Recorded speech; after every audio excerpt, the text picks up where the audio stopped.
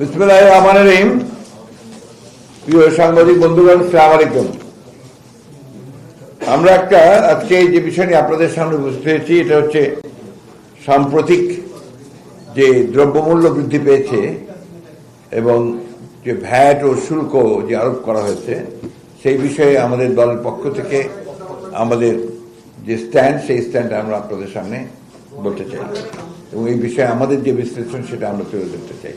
এখানে আমাদের সঙ্গে আছেন আমাদের জাতীয় স্থায়ী কমিটির সদস্য আমির খসরু মাহমুদ চৌধুরী এবং আমাদের চেয়ারপারসনের উপদেষ্টা জাবিউল্লাহ সাহেব। আমরা আপনাদের সামনে এই বিষয়গুলো তুলে ধরব। মাঝের কয়েকটা বিষয়ে আমরা আপনাদেরকে প্রজেক্টের মাধ্যমেও আমরা দেখাবো। প্রিয় সাংবাদিক ভাই ও বোনেরা, আসসালামু আলাইকুম। সম্প্রতি আমরা লক্ষ্য করছি যে বর্তমান অন্তর্বর্তী সরকার চলমান অর্থনৈতিক অস্থিতিশীলতা তথা উচ্চ মূল্যস্ফীতির মধ্যেই 100টিরও বেশি পণ্যের উপরে ভ্যাট ও সম্পূরক শুল্ক আরোপ করেছে। কিছু পণ্যের কর অব্যাহতি তুলে নিয়েছে। এর মধ্যে রয়েছে নিত্য প্রয়োজনীয় খাদ্যদ্রব্য, পোশাক, ওষুধ ও মোবাইল ইন্টারনেট সেবা। এই সিদ্ধান্তটি সাধারণ মানুষের দৈনন্দিন জীবনে, বিশেষ করে দরিদ্র মধ্যবিত্ত জনগোষ্ঠীর উপর নেতিবাচক প্রভাব ফেলবে, চাপ বাড়াবে। সরকারের বক্তব্য থেকে বোঝা যায়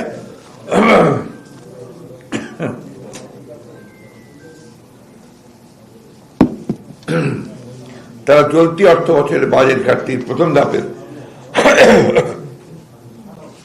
42,000 কোটি টাকা এবং পরবর্তী সম্ভাব্য ঘাটতি মেটাতে এবং ট্যাক্স জিডিপি রেশিও শর্ত পূরণ করে IMF এর জন্য এই ভ্যাট বাড়িয়েছে। কারণ বর্তমান রাজস্ব দিয়ে সরকার বাজেটের খরচ মেটাতে পারছে না। একইভাবে কিছুদিন পূর্বে সরকার 22,500 কোটি টাকা ছাপিয়েছে কিছু লুণ্ঠিত ব্যাংকের তারল্য সংকট মোকাবেলায়। প্রিয় সাংবাদিকবৃন্দ, আমরা বুঝতে পারি যে আওয়ামী ফ্যাসিবাদের পরবর্তী সময়ে অন্যান্য খাতের মতো আর্থিক খাতে বিশৃঙ্খলা ভঙ্গুর অবস্থা পরবর্তী চ্যালেঞ্জগুলো সৃষ্টি করেছে।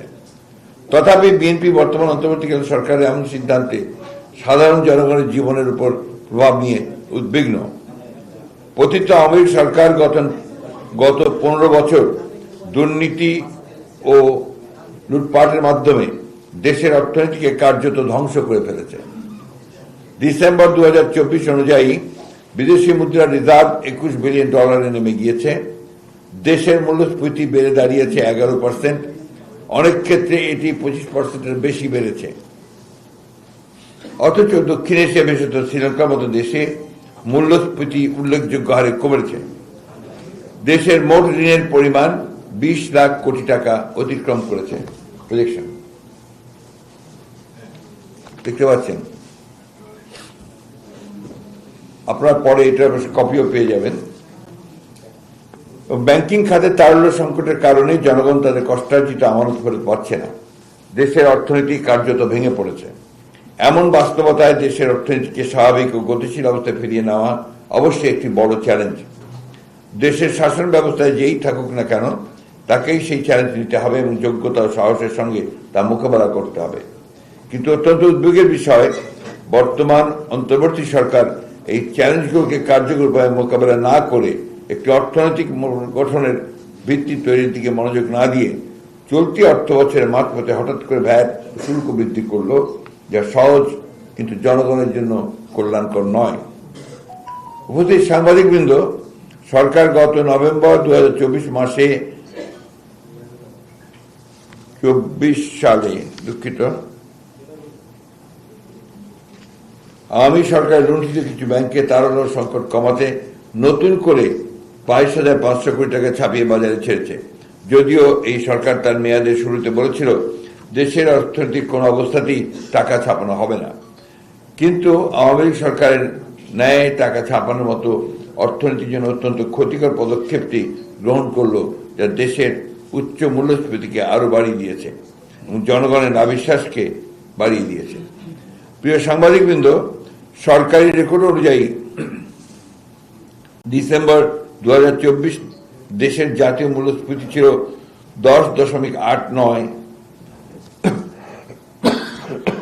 চিত্র 2 আসছে।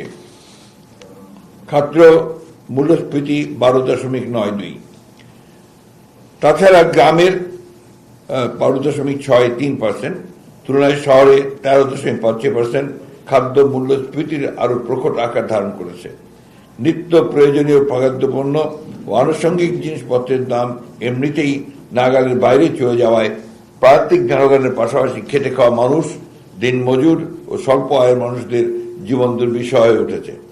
যেভাবে জনজীবনের দৈনন্দিন ব্যয় বৃদ্ধি পাচ্ছে, সেভাবে তাদের আর্থিক আয় বৃদ্ধি পাচ্ছে না।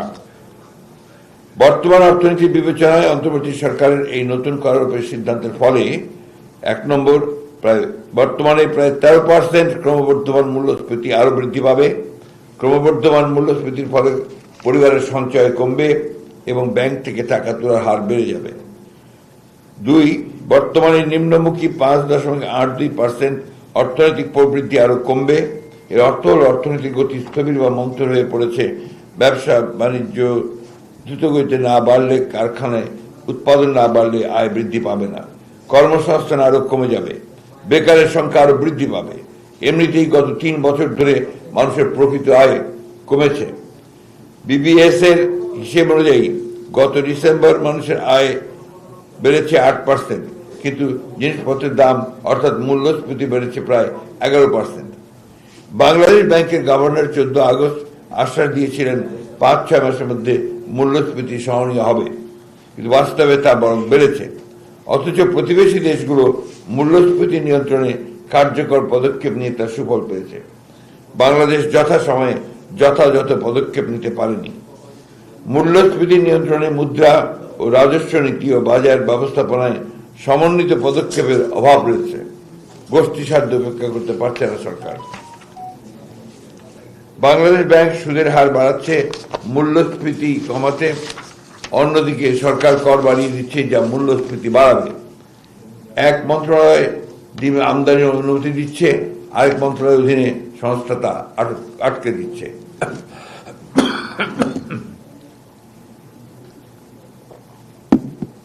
এই অদক্ষতা ও সমন্বয়হীনতার মাসুল দিতে হচ্ছে সাধারণ জনগণকে। একদিকে বিশ্বব্যাংক যেমন প্রবৃদ্ধি কমে যাওয়ার কথা বলছে, তেমনি 2025 সালে বাংলাদেশের অর্থনীতি 5টি বড় ঝুঁকির কথা বলেছে, যেমন মূল্যস্ফীতি, বেকারত্ব, অর্থনৈতিক অর্থাৎ বন্যা, তাপপ্রবাহ ফলে দূষণ সুযোগের অভাব এবং অর্থনৈতিক নিম্নমুখিতা। বিশ্ব ব্যাংকের global multidimensional poverty index MPI 2024 অনুসারে বাংলাদেশের চরম দরিদ্র জনগোষ্ঠীর সংখ্যা প্রায় 4.17 কোটি।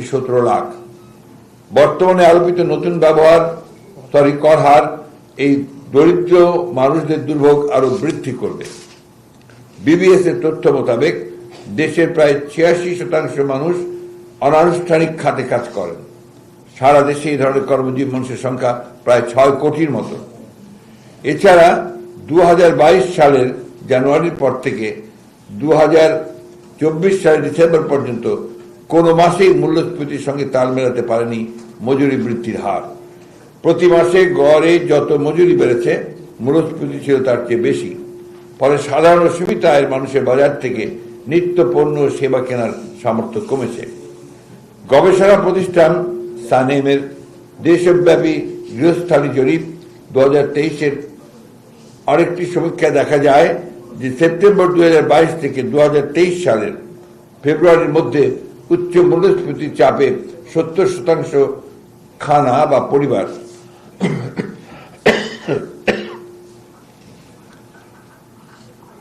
তাদের খাদ্যাভ্যাস পরিবর্তনে বাধ্য হয়েছে।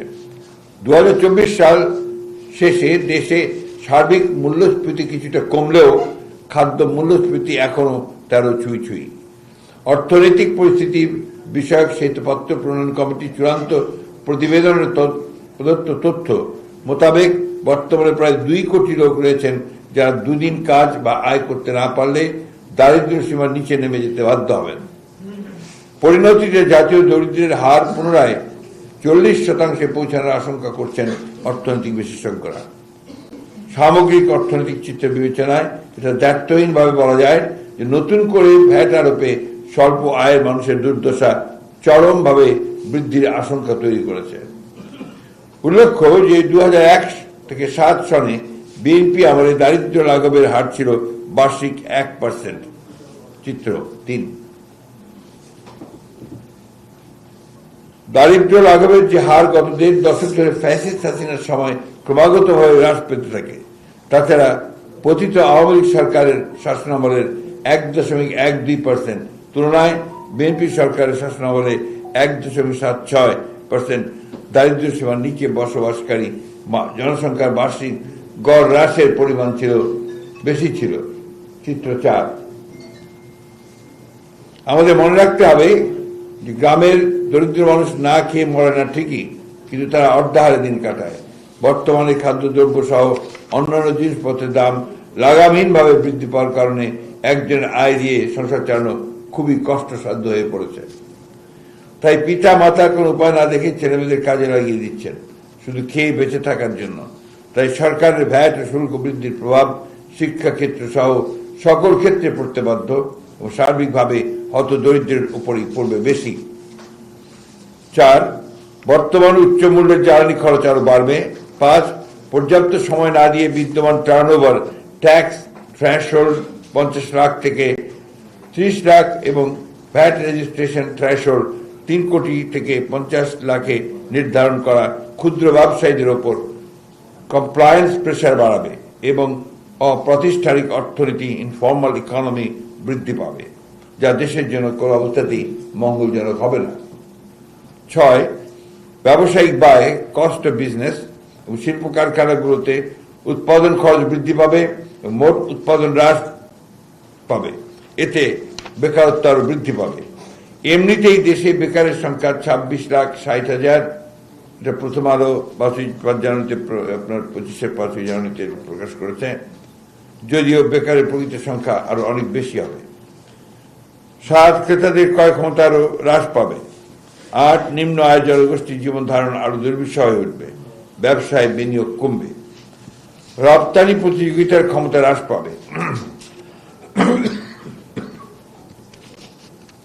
সর্বোপরি অর্থনীতি ও দেশের জনগণের উপর ক্ষতিকর প্রভাব পড়বে। সরকার নীতি সুদ হার বাড়িয়ে মুদ্রাস্ফীতি নিয়ন্ত্রণের চেষ্টা করছে, কিন্তু বাংলাদেশের মতো দেশে শুধু নীতি সুধার বাড়িয়ে মুদ্রাস্ফীতি নিয়ন্ত্রণ করা সম্ভব নয়। একদিকে নীতি সুধার বাড়ানো, অন্যদিকে ভ্যাট বাড়ানো হচ্ছে। বলা বাহুল্য, এতে একদিকে যেমন অর্থনৈতিক প্রবৃদ্ধি কমবে, অন্যদিকে মুদ্রাস্ফীতি বাড়বে। প্রিয় সাংবাদিকবৃন্দ, সরকারের এমন আকস্মিক সিদ্ধান্তে ব্যবসায়ী মহল সহ আর্থিক খাত সংশ্লিষ্ট নানা মহলে তীব্র অসন্তোষ পরিলক্ষিত হচ্ছে। অর্থনীতিবিদদের মতে সরকারের এই সিদ্ধান্ত স্পষ্ট প্রমাণ করে যে সরকারের মুদ্রানীতি, রাজস্ব নীতি ও বাজার ব্যবস্থাপনায় সমন্বয়ের চরম ঘাটতি ঘটছে। যদিও এনবিআর এর সাম্প্রতিক বিবৃতি দাবি করা হয় বর্ধিত করারোপ খাতে নিত্য প্রয়োজনীয় পণ্য নেই, তথাপি দেশের প্রকৃত যশা অর্থনীতিবিদেরা এনবিআর এর এই যুক্তি মানতে নারাজ। তাদের মতে ওষুধ, এলপিজি, মোবাইল সেবা, রেস্তোরাঁর খাবার, পোশাকের মতো নিত্য ব্যবহার্য জিনিসপত্রে করারোপ বৃদ্ধি পেলে জনজীবনের ভোগান্তি আরো ত্বরান্বিত হবে এবং মূল্যস্ফীতির উল্লম্ফন ঘটবে। এমনিতেই ফ্যাসিস্ট আওয়ামী লীগ সরকারের দুর্নীতি ও ব্যবস্থাপনায় দেশের অর্থনৈতিক অবস্থা ভঙ্গুর হয়ে পড়েছে। এই ভঙ্গুর অবস্থায় সহজ রাস্তায় হেঁটে ভ্যাটের হার তথা কর বাড়িয়ে সরকারের খরচ মেটানোর চেষ্টা করলে তা দেশের জনগণের জন্য কোনোভাবেই কল্যাণকর হবে না। আমাদের মনে রাখা উচিত যে এই দেশের জনগণ আগামী দুঃশাসন থেকে মুক্তি পেতে অকাতরে নিজেদের জীবন বিসর্জন দিয়েছে। আমরা যেন ভুল নীতিমালা গ্রহণের মাধ্যমে তাদেরকে আবার সেই দুঃশাসনের মধ্যে ফিরিয়ে না দিয়ে নিয়ে যাই।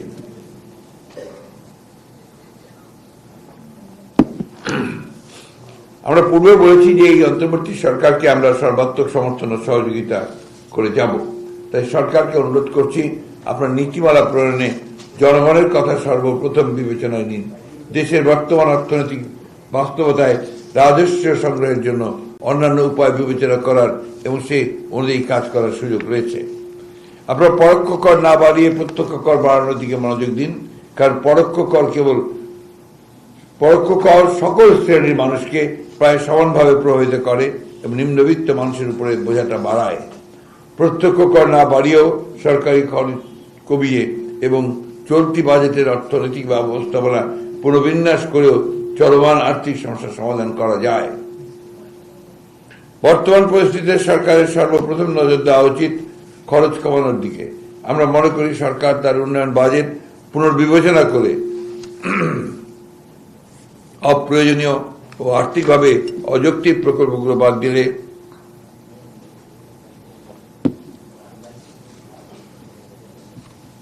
প্রায় 20% খরচ কমানো সম্ভব এবং এতে প্রায় 60,000 কোটি টাকা সাশ্রয় করতে সহায়ক হবে। পরিচালন ব্যয়ের ক্ষেত্রে সরকার যদি স্থানীয় সরকারের বাজেট এবং ভর্তুকি খাতে খরচ কমায় এবং সার্বিকভাবে পরিচালন ব্যয় 10% কমাতে পারে, তাহলে ন্যূনতম 50,000 কোটি টাকা সাশ্রয় সম্ভব। তাছাড়া সরকার কর্তৃক স্বায়ত্তশাসিত প্রতিষ্ঠানগুলোকে দেয়া ঋণের বাজেট কমিয়ে সাময়িকভাবে ব্যয় সাশ্রয় করতে পারে। উল্লেখ্য, 2024 থেকে 25 অর্থ বছরে স্বায়ত্তশাসিত প্রতিষ্ঠানগুলোর জন্য 50,875 কোটি টাকা ঋণ বাজেট করা হয়েছিল। অতএব সরকার খরচ কমানোর মাধ্যমে বাজেটের ন্যূনতম 1 লাখ কোটি টাকা সাশ্রয় করতে পারে এবং ঘাটতি কমাতে পারে। এই পদক্ষেপগুলো দেশের অর্থনৈতিক স্থিতিশীলতা ও দীর্ঘমেয়াদী উন্নয়নের জন্য অত্যন্ত জরুরি। সরকারি খরচ কমানোর এই উদ্যোগগুলো সাধারণ মানুষের উপর করের বোঝা কমাবে এবং অর্থনৈতিক চাপ লাঘব করবে। ফলে জনগণ আর্থিকভাবে স্থিতিশীল হবে ও দেশের সার্বিক অর্থনীতির উন্নয়ন করবে। প্রিয় সাংবাদিকবৃন্দ, অপ্রয়োজনীয় ও দুর্নীতিগ্রস্ত মেগা প্রজেক্টের বিপরীতে বরাদ্দকৃত অর্থ আপাতত বন্ধ রেখে বিপুল পরিমাণ অর্থ সাশ্রয় করা সম্ভব। প্রতিটা সরকার কুইকেন্টাল বিদ্যুৎ উৎপাদনের ক্যাপাসিটি চার্জ বাবদ বর্তমান বাজেটে বরাদ্দ রেখেছিল 40,000 কোটি টাকা, যার পরিমাণ 2023-24 অর্থ বছরে ছিল 32,000 কোটি টাকা। মেয়াদ শেষ হয়ে গেলেও নিজেদের স্বার্থে বছরের পর বছর বাড়ানো হয়েছে এগুলোর মেয়াদ। এসব বিদ্যুৎ কেন্দ্রে বছরের পর বছর ক্যাপাসিটি চার্জের নামে চলেছে হরিলুট। গত 14 বছরে এই বিদ্যুৎ কেন্দ্রগুলোতে এমন লুটপাট হয়েছে প্রায় 1,25,000 কোটি টাকার উপর। শ্বেতপত্রের কমিটিতে অন্তত উঠে এসেছে যে বিগত ফ্যাসিস্ট সরকারের সময় উন্নয়ন বাজেটের 40%ই লুটপাট করা হয়েছে। অধিকন্তু বাজেটের এমন অনেক খাত রয়েছে যেমন অবকাঠামো খাতগুলোতে বরাদ্দকৃত বাজেটের অধিকাংশই অর্থ ব্যয় করা সম্ভব হয় না। এ সকল খাতে তাদের বরাদ্দকৃত অর্থ হ্রাস করে বাজেটের আকারকে আরো যৌক্তিকভাবে ছোট করে আনা সম্ভব। এভাবে খরচ কমানোর পাশাপাশি সরকার এমন কিছু উপায় বের করতে পারে যা জনগণের, বিশেষ করে দরিদ্র জনগোষ্ঠীর উপর অর্থনৈতিক চাপ ফেলবে না। উদাহরণস্বরূপ, প্রত্যক্ষ করের ক্ষেত্রে সর্বোচ্চ স্ল্যাবে ইনকাম ট্যাক্সের হার বৃদ্ধি এবং চার্জ তথা ওয়েলথ ট্যাক্স বাড়ানোর মাধ্যমে কর আদায়ের ক্ষেত্রেও আরো মনোযোগী হওয়া যেতে পারে। নন ট্যাক্স এবং নন রেভিনিউ খাতে আয় বৃদ্ধি করার দিকেও নজর দেওয়া প্রয়োজন। ভ্যাটের হার না বাড়িয়ে বরং ভ্যাটের আওতা বাড়ানো যেতে পারে। নন ট্যাক্স যেমন নার্কোটিক্স ও liquor duty, motor vehicle taxes, non judicial stamp ইত্যাদি এবং নন রেভিনিউ খাত যেমন dividend and liquor duty, motor vehicle taxes বলেছি, প্রফিটস অ্যান্ড দুঃখিত যেমন dividend and profits, interest, administrative fees, service fees, licences, tolls ইত্যাদি। সরকার টিআইএন নাম্বারধারীদের রিটার্ন সাবমিট এবং কর আদায় নিশ্চিত করার জন্য কার্যকর পদক্ষেপ নিতে পারে। এটি ইনকাম ট্যাক্স আওতা বাড়াতে এবং কর সংগ্রহের দক্ষতা বাড়াতে সহায়ক হবে। করযোগ্য আয়কে করের আওতায় নিয়ে আসা সরকারের জন্য একটি গুরুত্বপূর্ণ পদক্ষেপ হতে পারে। এর মাধ্যমে কর ফাঁকি রোধ করা এবং রাজস্ব বাড়ানো সম্ভব হবে।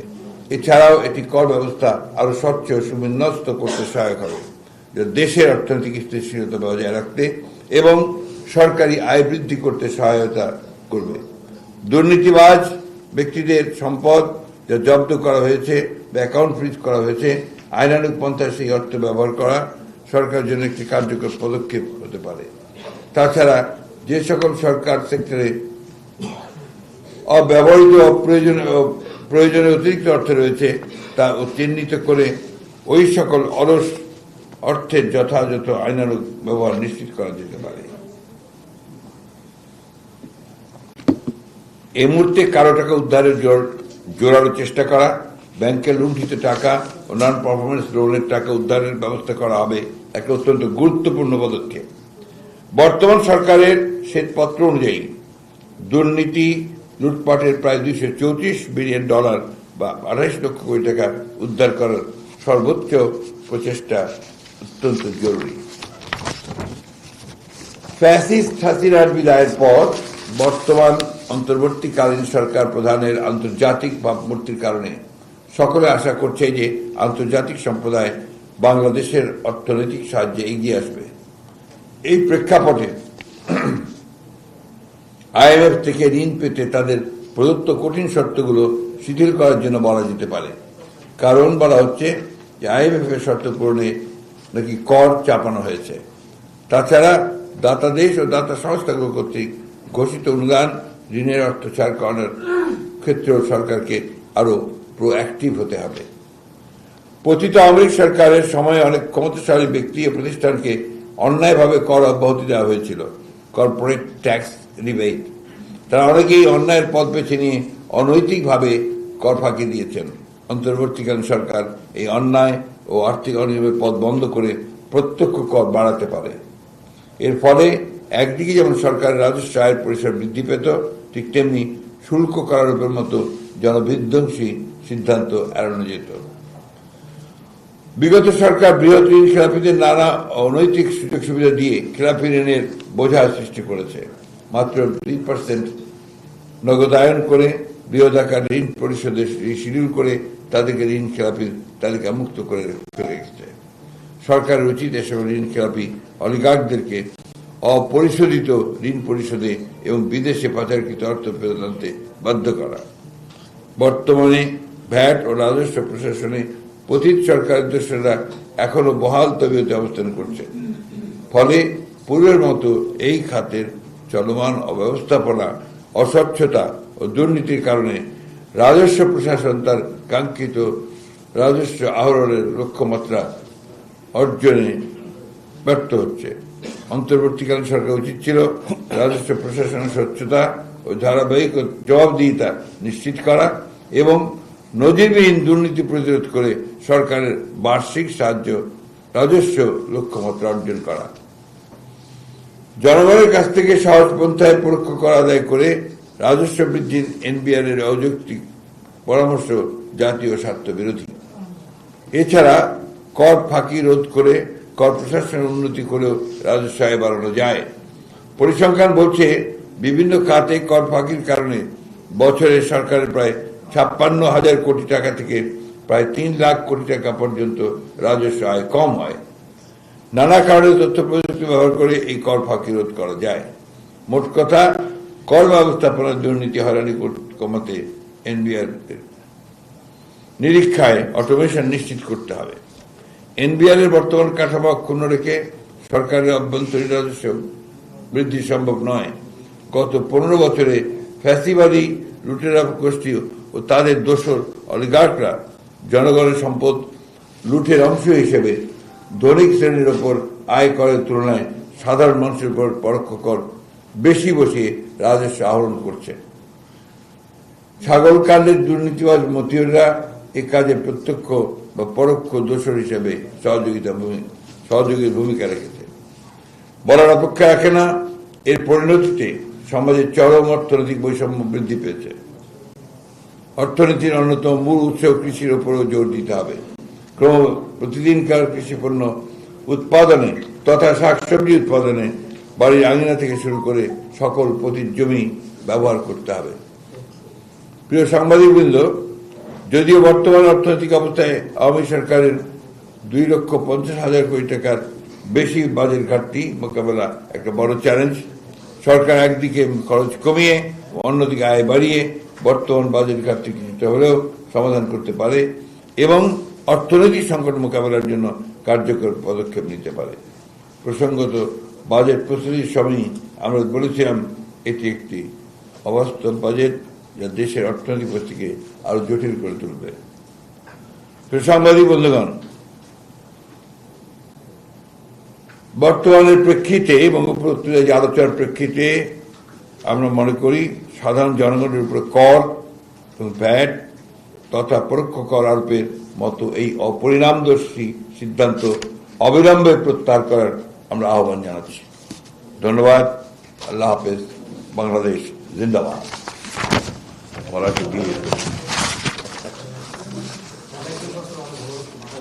লম্বা প্লিজ।